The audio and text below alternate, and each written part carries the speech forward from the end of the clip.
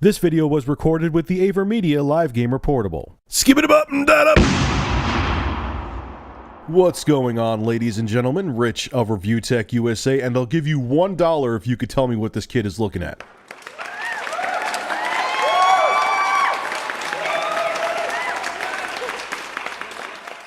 Oh man, this is going to be interesting. But before I get into the story, it was funny. Everyone was really, I guess, enjoying the Cole of Juarez gunslinger footage.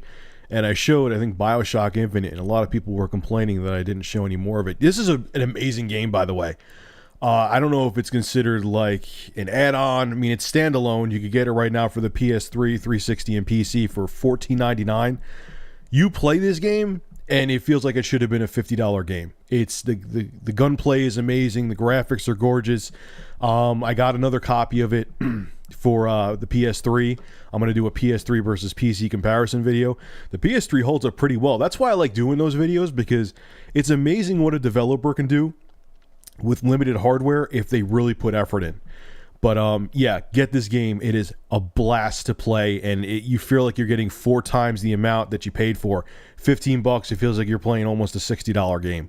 Excellent. They did a hell of a job with Call of Duty Gunslinger. But anyway, remember I made that video the other day where EA was like really kissing the PS4 and Xbox One's ass, where the architecture was 5 years ahead of the PC, and you know, PCs weren't going to top end PCs couldn't touch the next gen consoles. Yeah, I wasn't the only one thinking that was bullshit. Epic Games Vice President Mark Rain went to Twitter, and he basically said, no, he did say, actually, it was bullshit. In a nutshell, what he wrote on Twitter is this. No, they're not. I call bullshit on this one. And also, too, this article brings up, remember that EA was gaining brownie points because they were going to get rid of the whole online pass thing? Well, you know why they did that. And I said this, too. I had a feeling this was the reason why. Microsoft is doing the Azure cloud thing, where you cannot trade games how you usually used to trade them. There's the whole cloud initiative where, you know, you got to register the game in the cloud, and you're not going to be able to trade in games how you used to. That's why they got rid of the whole online pass thing. That's the only reason they did it, because they know, and I'm sure you know what, I don't think so. I think Sony is going to pull the same shit. A matter of fact, I guarantee it. I think I have an article, actually, I'm doing a video on today. I picked all my articles yesterday, and now I'm talking about them. Where they talk about Sony doing that. So let's get back to the hardware capabilities of the PS4 and Xbox One.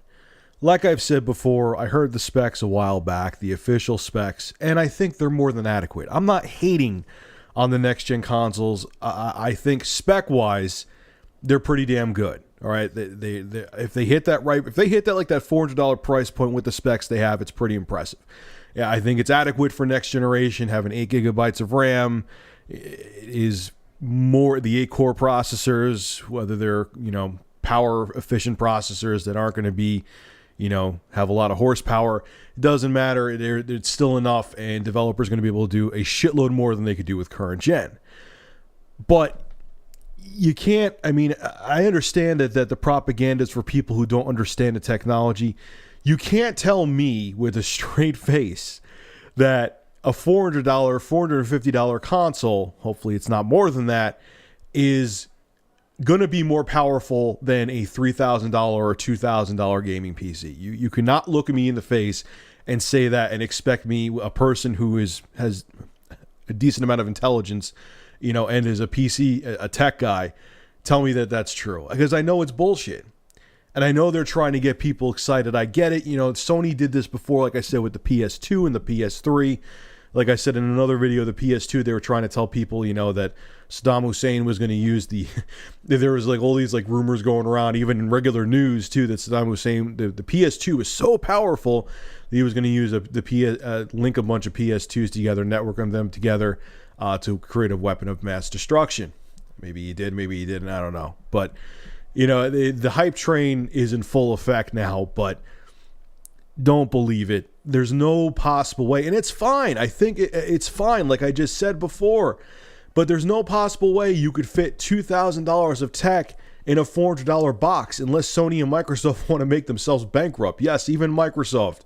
Could you imagine them selling a console at a $1,500 loss? So anyway, I'm glad that, someone from Epic Games said this and not me, because if I said it, then people would have been like, oh, you don't know what you're talking about. But obviously, Mark Raines from Epic Games, I think he knows what he's talking about. So enjoy the consoles for what they are. But I'm telling you, with this whole DRM thing, if it's really crippling, look, I understand too. I know I'm going on a rant here, that digital distribution is the future and cloud gaming. I get it. Like, even Adam Sessler, I keep bringing him up, but he just makes good points. 4 years from now, we're going to be laughing about this because, physical copies, their days are numbered. But right now, it's still relevant. And right now, I still want that freedom to be able to buy and trade used games. Okay?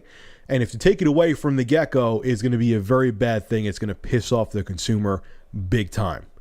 So anyway, guys, make sure to rate, comment, favorite, and subscribe. And if you have an interesting news story you would like me to discuss, private message me with a link via YouTube. And if I use your news article, I will give you a shout out in the video and feature your YouTube channel in the description. Have a good one.